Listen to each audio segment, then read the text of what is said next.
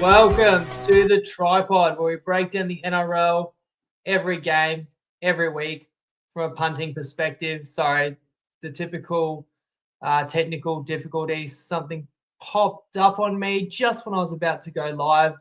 Here I am, barbecuing alone again, ready to jump into round 10, guys, off a magic round. And it was a absolute highlight, not just seeing all the footy action, but catching up with some dear friends from the pod family who have travelled from far and wide to be there for the weekend at Brisbane. And as well, it was wonderful to meet people who came up and said hello. That blew me away how many people there are out there that are long-time listeners. I really am proud of how strong and widespread our community spans.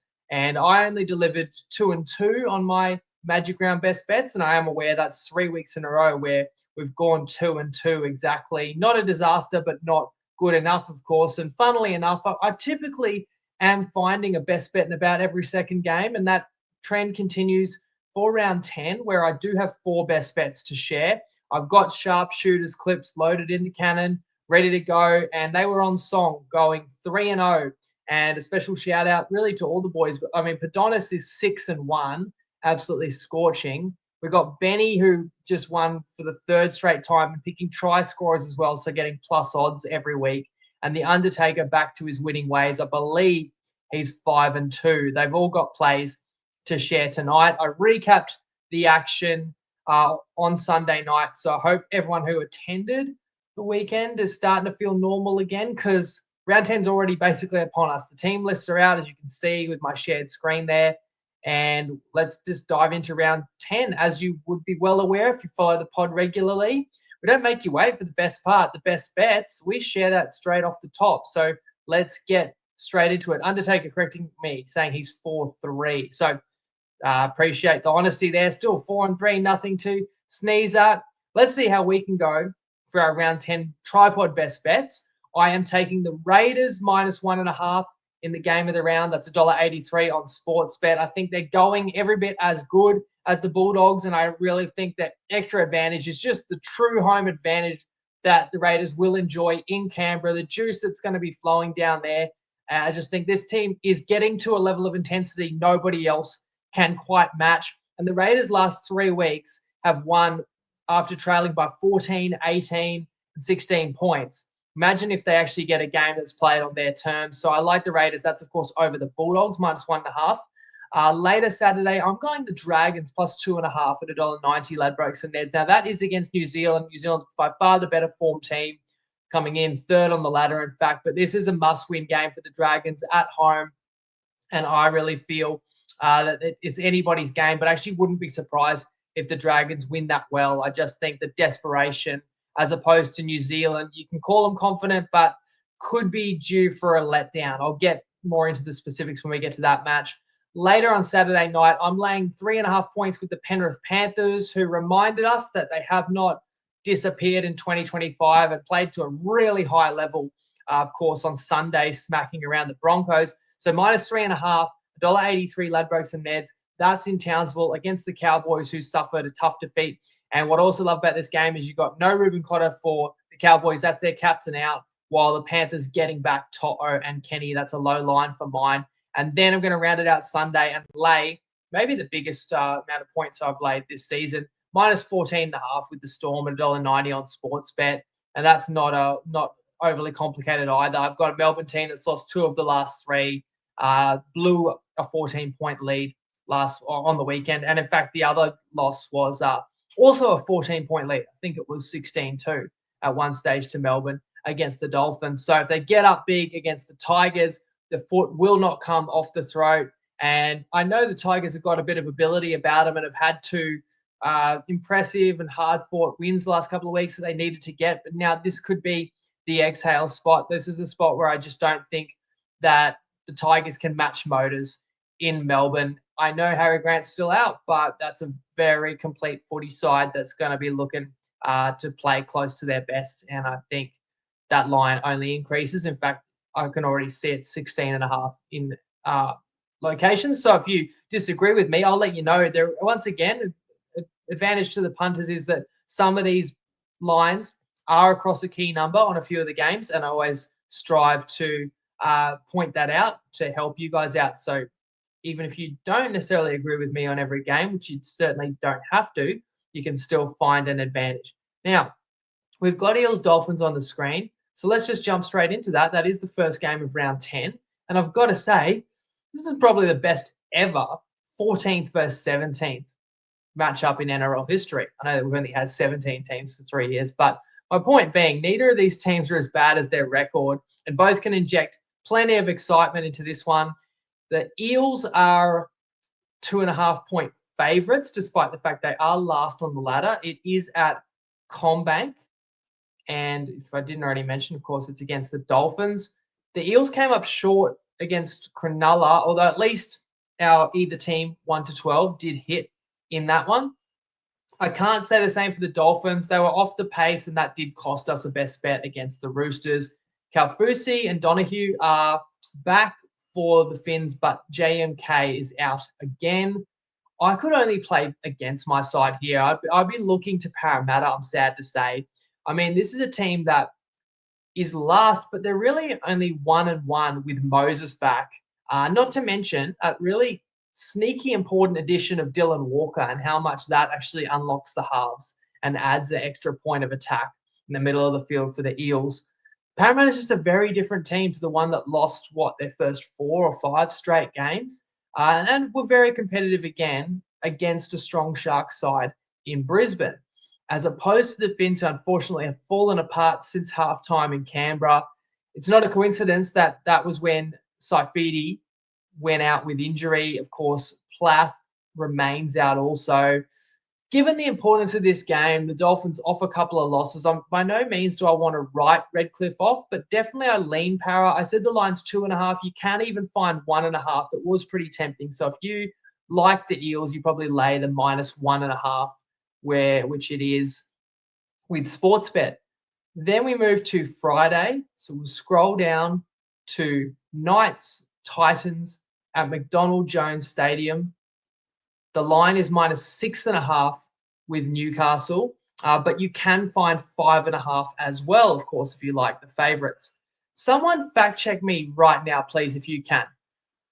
Of all the games so far this season, where we've had 2 teams rematching, has there been a single team that has won both games yet? Has anybody beaten a side, played them again this year, and beaten them again? Because the reason I ask is because I can't think of those circumstances yet this season. And of course, this is a rematch where the Titans did beat the Knights. I want to say it was about round 3, and we did have a best bet on the Titans on that day. So the losers of the first encounter have returned the favour in every game except, thank you, Lee, except Dogs Titans. So on Sunday, that trend was bucked. And I guess I would say it's still been the case that for the majority, the team that lost the first one won the second. And in this case, it was a double-digit spread that the Titans, the revenge factor wasn't enough for the Titans to overcome. And the Titans,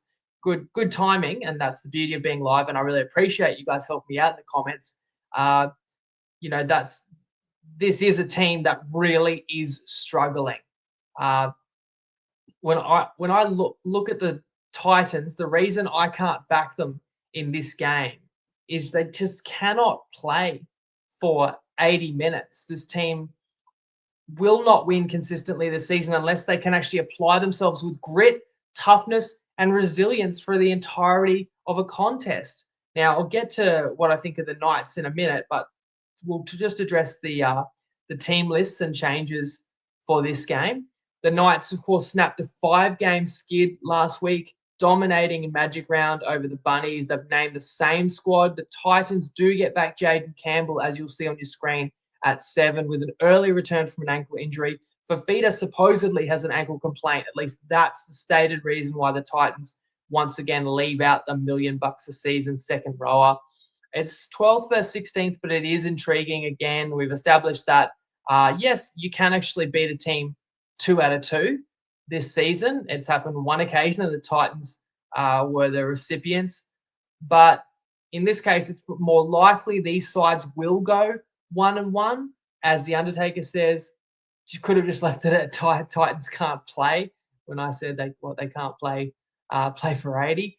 So that's why I asked the questions about rematches. When these sides did meet, the Titans actually were quite dominant. And remember the trend I talked about, winless teams at home. They ended up going about 7-1 against the spread, and the Titans were in that spot. And on that occasion, got the win. The thing about Newcastle, not only will they be looking for a bit of revenge here, not only are they looking to get their season back on track, everyone understands the Knights have struggled in attack, but they demonstrated on the weekend they still are capable, Newcastle. When they get an even share of possession, they hold the footy, that they've still obviously got some very explosive attacking weapons. And then, as the Undertaker did mention a week ago, and why his best bet was unders in the Knights Bunnies game, this Newcastle team is under the radar, very sound defensively, as opposed to the Titans. Attack's not really their problem, and they did find 5 tries against the Bulldogs, but there's no toughness whatsoever, and the defense really is an issue. That's why I lean to the Knights. Definitely thought about playing the -5.5. That's on Sportsbet, by the way. And I know that'll appeal to plenty of you. I think if you like Newcastle, I would eat that up as quickly as possible, because I think it probably gets to a consensus 6.5. I think part of the reason I'm leaving the Knights is because I actually know how obvious and popular that side will be, and I don't usually want to lean into a lot of those teams. And perhaps Jaden Campbell provides a spark. I mean, I don't want to necessarily bet against Titans when they've hit rock bottom, but who's to say that the Titans couldn't get lower as well? This is definitely going to be a hard place to play. And on that note, I never really like betting against the Newcastle Knights at McDonald Jones, but they have struggled at home again this year. I believe only 1 win at home so far, and we're through round 9. Now, we do have our first pick from the sharpshooters as well. I think it's going to be a try scorer on this game. So while I haven't got a best bet, we can listen to Benny, who, as I said, has won 3 in a row. G'day, TryPod fan. Benny here. As always, thanks to the lads for having me on. We got pretty lucky last week to get our 3rd winner in a row, with AKP swooping on a loose ball and then running the length of the field to score a try late in the game. Wasn't looking good, but we got there in the end. Inch or a mile, doesn't matter how you get it done. This week we're going to take Kalen Ponga, who's yet to score a try this year, but he averages 1 every 3 games. The Titans have been historically a fantastic matchup for him, scoring I think it's 5 of the last 7. Simply too good to be going this long without tries. He's $2.75 on Bet365, playing the Titans at home, who are arguably the worst team in the comp. Maybe not even arguably, are the worst team in the comp. I'm backing him to break the duck egg and get his first try of the year at $2.75. Cheers, lads. Let's get it. And it's got to hurt Benny to say that as well, since he is a diehard Titans fan. But there you go. He's picking. He got a Titan and he got him over the line. And mind you, a little bit of luck when AKP pounced on a bouncing ball 85 meters out. But when you got that much speed, you get an opening. You can make it count. Certainly, Pong is capable of doing the same.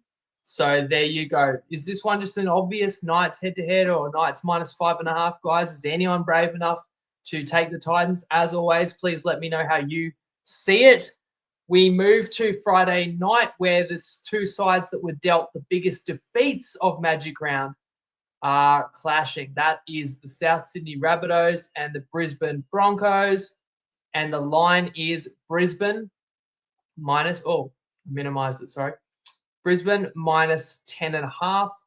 Let me see if I can put the teams back on the screen.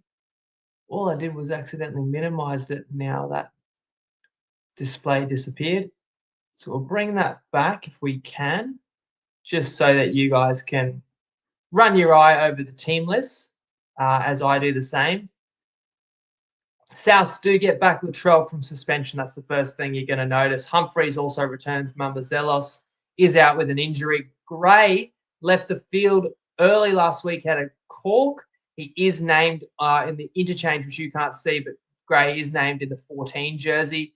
Madge has resisted the urge to parachute Ezra Mam into the team. That was intriguing to me this week because Mam has served his suspension.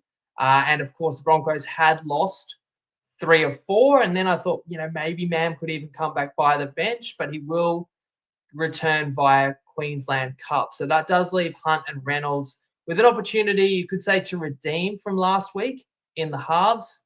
Because, as I mentioned, Brisbane's lost 3 of the last 4 and a bad loss at home where they were nowhere near it against Penrith on Sunday. But last time Brisbane lost, prior to round 9, the Broncos responded with an emphatic bulldozing of the Bulldogs. So you can say this is a good team off a bad loss. And that's the side you usually want to bet in the Brisbane Broncos. Souths are off a bad loss as well. The problem is I don't think that without Wyden and Walker that you can call Souths a good team.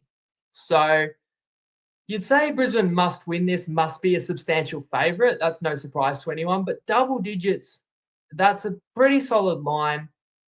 I think the key is for Souths, can Humphreys and Sullivan play anywhere close to, the 650 plus games experience with Brisbane's 6 and 7? It's an obvious bounce back spot for the Broncos, as Colt says, Payne Haas to run riot. And Kenobi saying the Broncos are consistently inconsistent. Ryan might play some alt margins with Broncos. Don't love them at minus 10.5. Jeez, it's all happening for me tonight, guys. Sorry, now my laptop's telling me that the power's dying.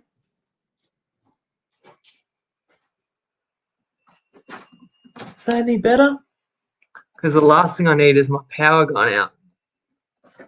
Sorry, guys, I'm mucking around here. It's quite important. And I think I've got the wrong cord plugged in. Oh yeah, something unplugged. That doesn't get it done. Sorry, guys, the beauty of live podcasting, eh? Okay, I think I got my charger in. Yeah, just couldn't muck around with that. You get that flashing warning and it's like next thing it dies. And in a live pod, that's not what I would have needed. All right, obvious bounce back spot, as I was saying, for Brisbane.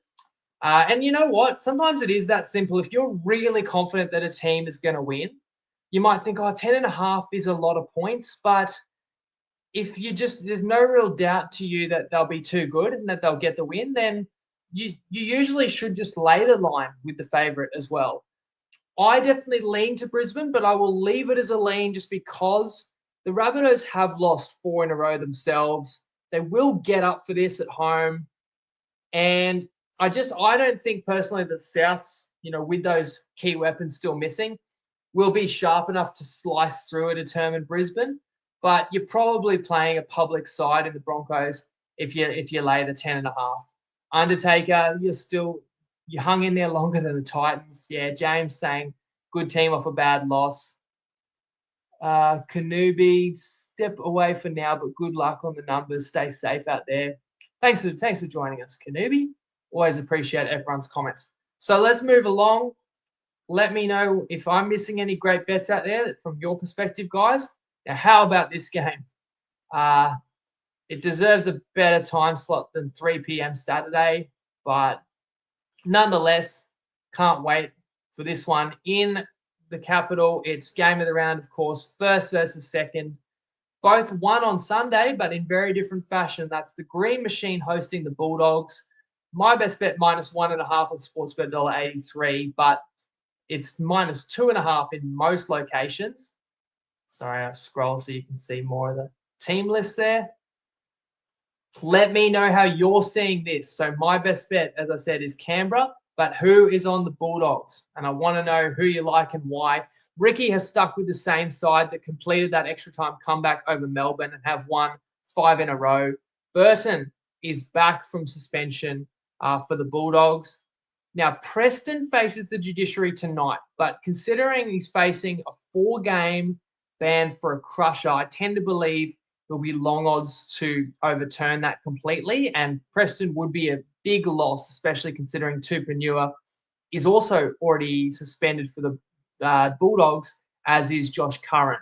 So that's why those are among the reasons why Canberra will be my first best bet of the round at minus 1.5.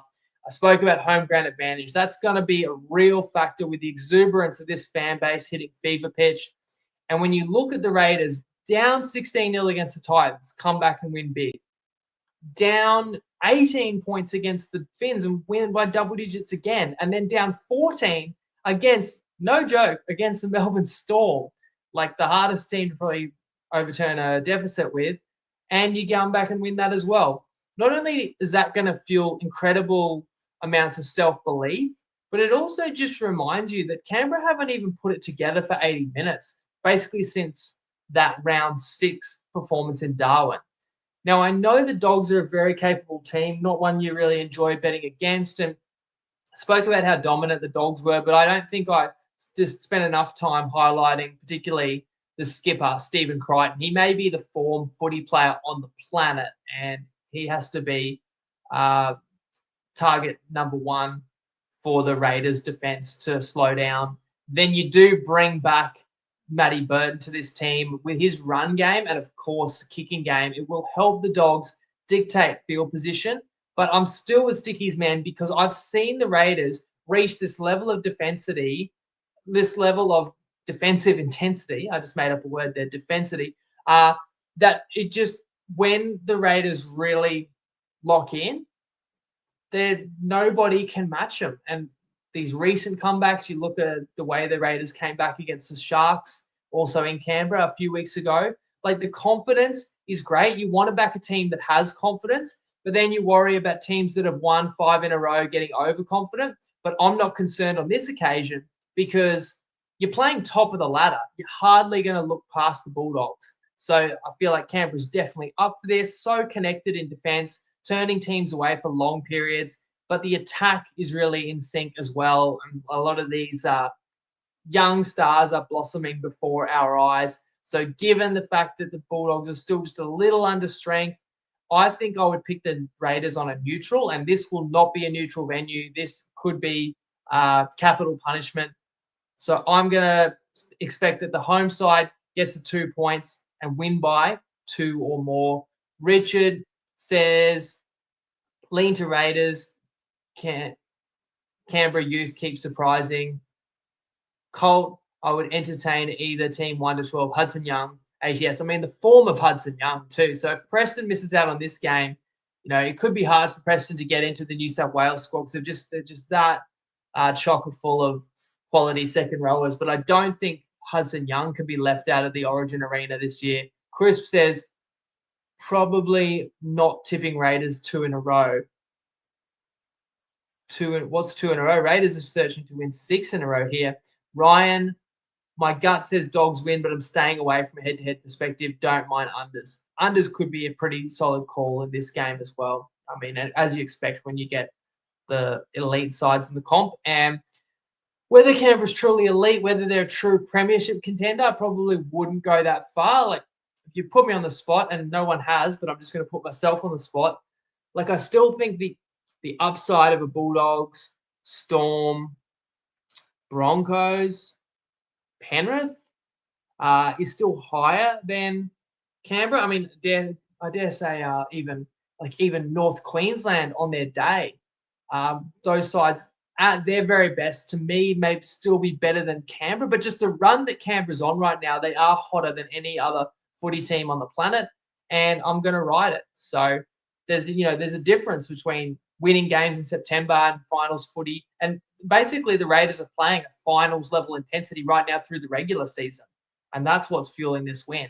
Whether the Raiders have another gear, that's my point. But, games like this is going to make everyone take notice if you haven't already. So I do have a best bet there, but I appreciate, as Ryan says, think it'll be close. I do appreciate that opinions are going to be split on that one. As we move to the next game where I also have a best bet, it's Dragons Warriors at Winnie Stadium. And my best bet is Dragons plus 2.5, $1.90 Ladbrokes and Neds, and it is 2.5 everywhere. Tell me in the comments. I know there's always a lot of Wars fans tuning in, so tell me, New Zealand fans or New Zealand backers, why have I got this one wrong? And I just want to shout you out as well, as JK is commenting. Now he's one of the Wars fans that were basically my MVP for Magic Round, was that Warriors fans.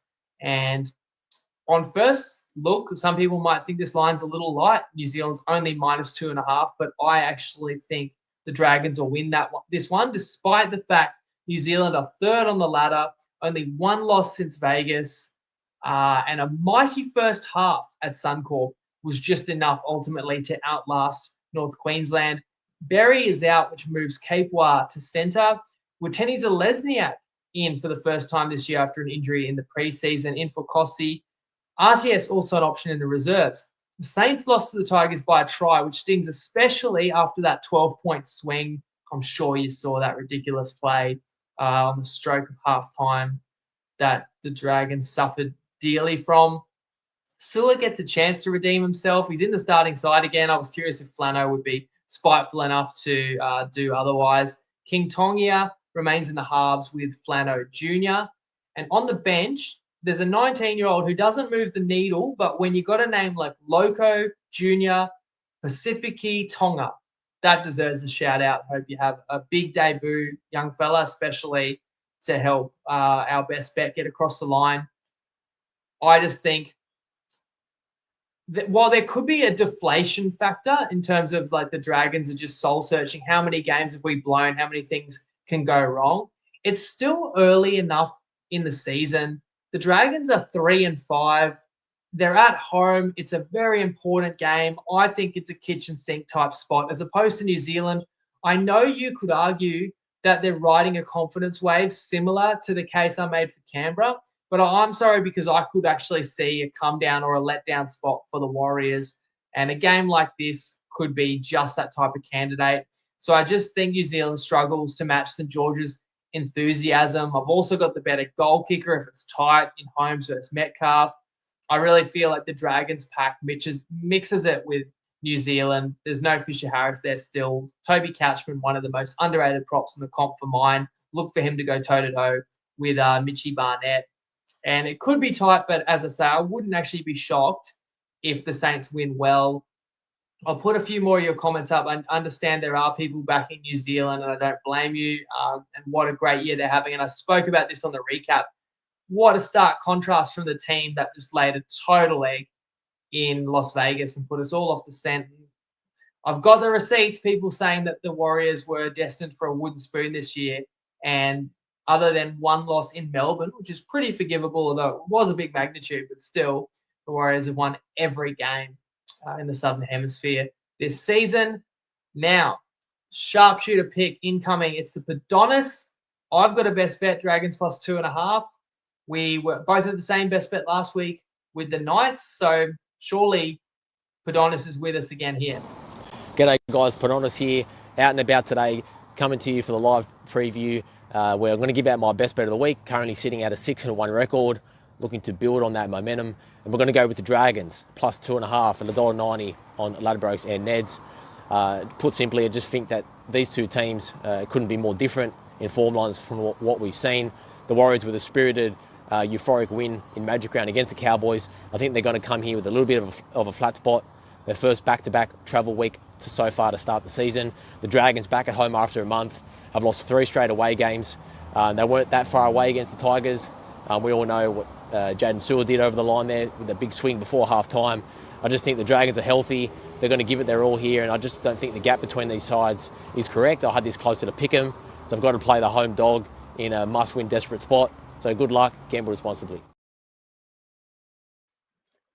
There you have it. The Padonis is also liking the Dragons as his bet of the week. Hopefully he recovers. I'm not sure if you saw that video, if that's a bad case of pink eye or if he's got a shiner there, but surely no one will be picking fights with the Padonis. He's 6-1, as I said.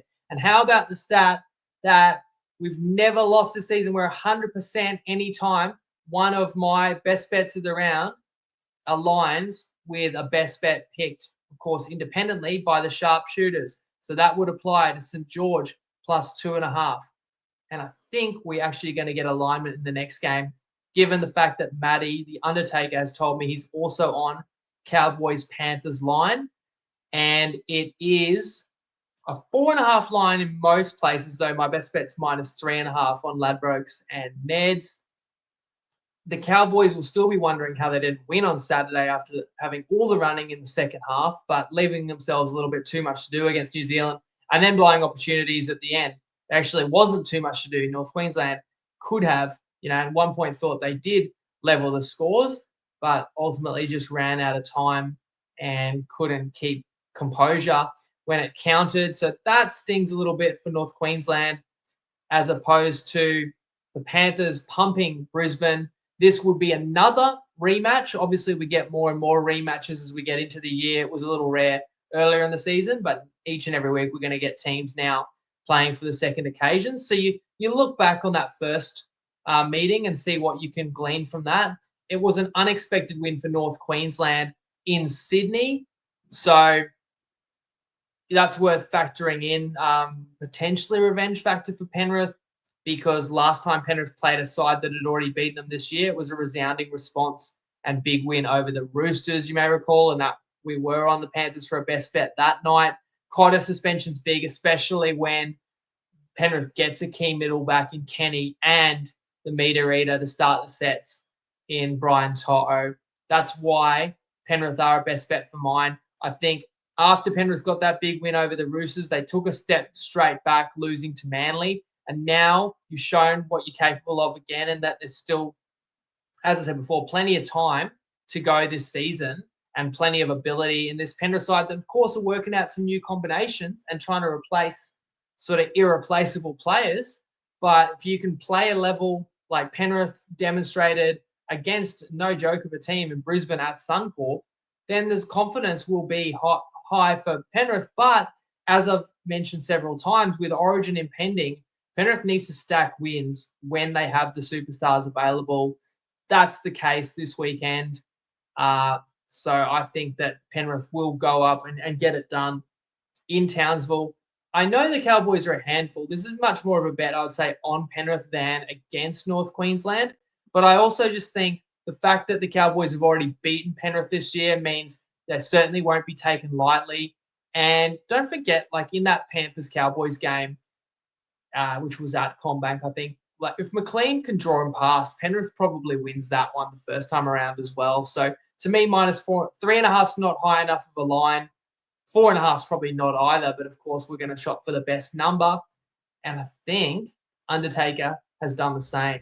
G'day guys, Matty here. My bet of the week's going to be the Panthers -3.5 against the Cowboys. That's $1.90 on Bet R. In round 5, these two teams met. It was 12.5 point favourites for the Panthers. So if you flipped home field, that'd be about 8.5 at North Queensland. This line's 3.5. And in that round 5 clash, the Panthers in the back line had Laurie, Jenkins and McLean. I'm happy to see the back of them, and two huge ins for the Panthers this week in Kenny and Brian To'o back in there as well, plus Dylan Edwards. So we're getting a way discounted line, a way better Panthers team. So I think it's too much of an adjustment down for the Panthers. I think they should be getting pretty close back to their peak rating. Go the Panthers. Love the way Matty broke it down. I guess in fairness, when the Cowboys went into that game against Penrith, the Cowboys were also really struggling at the time. They may have had one win. I think the Cowboys might have won I think at most Cowboys had won one game. Of course, the Cowboys lost the first, I want to say, 3 this season. So the Cowboys weren't rated very highly, whereas now, even though the Cows are off a loss, there's a bit more respect in the marketplace for the Cowboys. But I still think the way that Matty breaks it down, the fact that Penrith had key personnel out on that occasion, yes, you're flipping home field, but that was a double-digit line, and now it's 3.5. And that would mean, once again, we have the criteria of one of my best bets that I've picked going into the round ends up being the identical pick to the bet of the week submitted by one of our sharpshooters, which is yet to lose this year, which is one of the many reasons I love the inclusion of the sharpshooters. And you get to hear a different voice to mine. Lord knows you probably get sick of mine by the end of the show.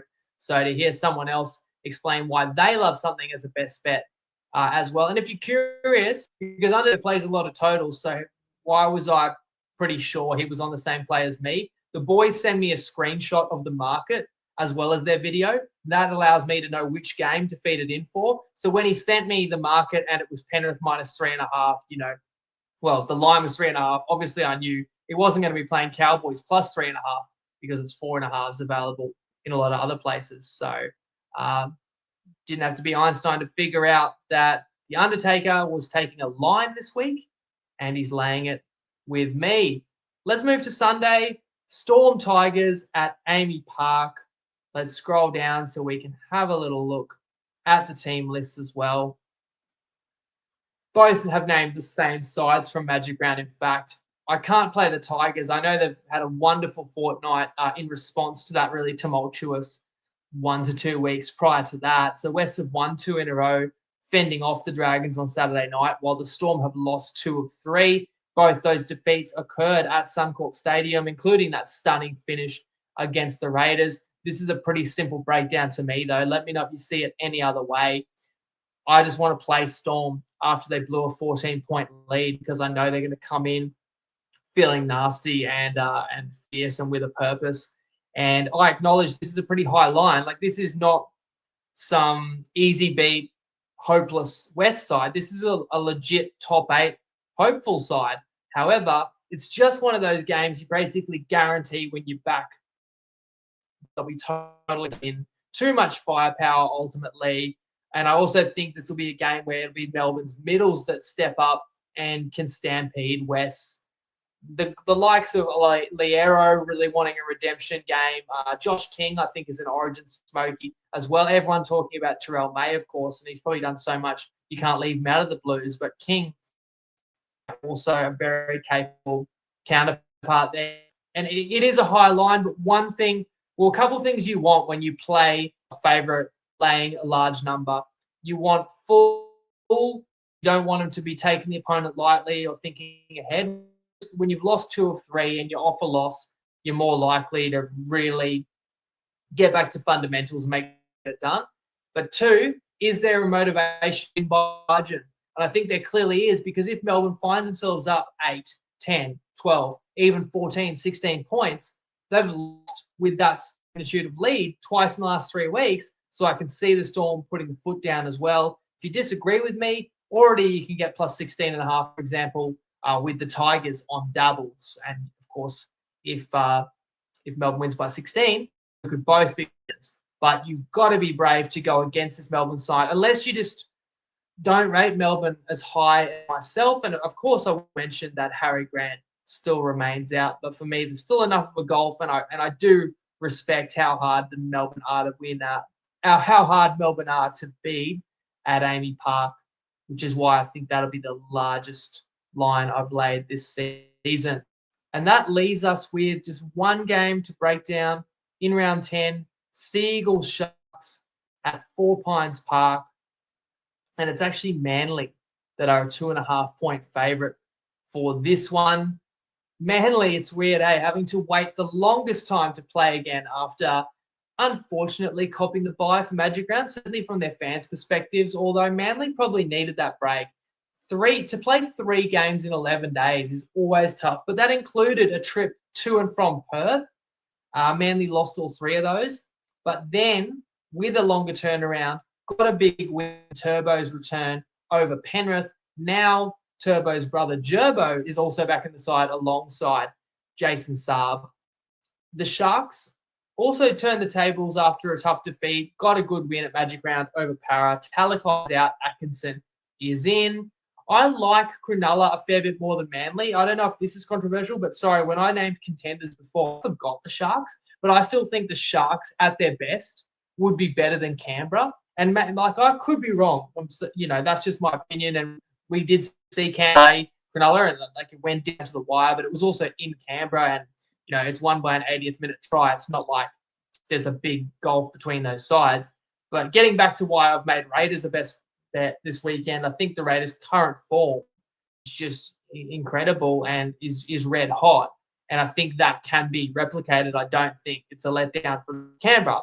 Whereas Cronulla, a little bit more hit and miss, but I just think there's still probably a little bit more upside about the Sharks. But I'm a little high on the Sharks, and you guys know I've actually been less optimistic in Manly. However, I agree that Manly, as the Undertaker comments, 13 plus. I agree that the Seagulls are a favourite here. It's a great time to play the side from the Shire because Manly's rested up from the bottom, didn't spend any extra energy, being involved in the festivities or playing what feels like a little bit more than one regular season game because you travel to Brisbane and, you play in front of a sellout. And of course, it is as simple as when Turbo's there, Manly's still a very good team. And I like the Sharks pack, and I think that's a reason why the Sharks can be elite this year. But I do feel we're by of an equaliser because your middles are going to be just replenished in terms of their energy levels. And I do respect Brookie, Sunday Arvo factor as well. So I make Manly a short favourite. In my view, that's what they are in the market. So I sit out the final game of the round. James says, I don't like the Eagles, but you got to respect them with Turbo. Zed is asking about Cronulla's overall record against Manly. Luke referring to earlier like Dragons as I do, and so does the Undertaker. Zed also says not top 8 side, they'll fail as the season goes deep. And that would have to have been in relation to the Tigers, who are earlier on Sunday. So that's my view. The 8 matches for round 10, guys. For the 4th straight week, 4 best bets, but let's try and do better than 2 and 2. I feel pretty good, especially when 2 of my 4 are the exact same play that the sharpshooters have put up for their pick of the week. As always, I love to continue the conversation, so hit me up in the comments. Let me know what you like, dislike, or what else you found across the 8 games. Have a fantastic week, guys. Enjoy the action, and I'll be back on Sunday to recap it all. Lego.